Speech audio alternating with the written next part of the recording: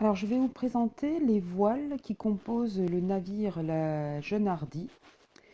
Vous en avez un grand nombre, hein, puisqu'il y en a 17 en tout. Alors, vous avez en premier le clin phoque, en deux le phoque, en trois le petit phoque, en quatre la misaine carguée, en cinq le petit hunier fixe, en six le petit hunier volant, en sept le petit perroquet, en huit le petit cacatois, en neuf la grand voile d'étai, en 10 la grand voile d'étai de grand perroquet, en 11 la voile d'étai de grand cacatois, en 12 la grand voile, en 13 le grand hunier fixe, en 14 le grand hunier volant, en 15 le grand perroquet, en 16 le grand cacatois et en 17 la brigantine.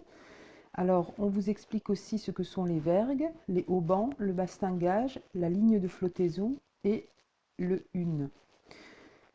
Alors, c'est très important ce vocabulaire car il est souvent évoqué dans le récit Un hivernage dans les glaces. C'est pour ça qu'il nous semblait tout à fait important et intéressant que vous ayez une petite capsule pour vous rappeler ce vocabulaire.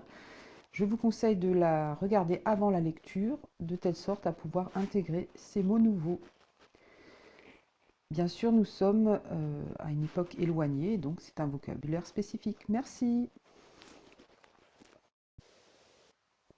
Voilà, je vous propose cette carte que j'ai tout simplement extraite du Biblio-Collège, Un hivernage dans les glaces de Jules Verne chez Hachette, qui, je trouve, vous montre très bien l'itinéraire, l'expédition à la fois maritime et aussi l'expédition à pied de l'équipage de la Jeune Hardy, donc d'un hivernage dans les glaces de Jules Verne.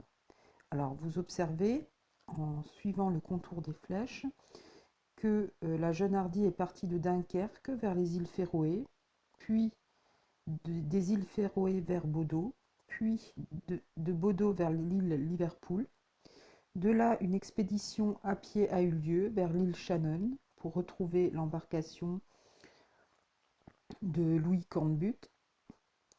On revient sur ses pas, on rejoint l'île Liverpool, puis l'expédition est repartie vers Dunkerque.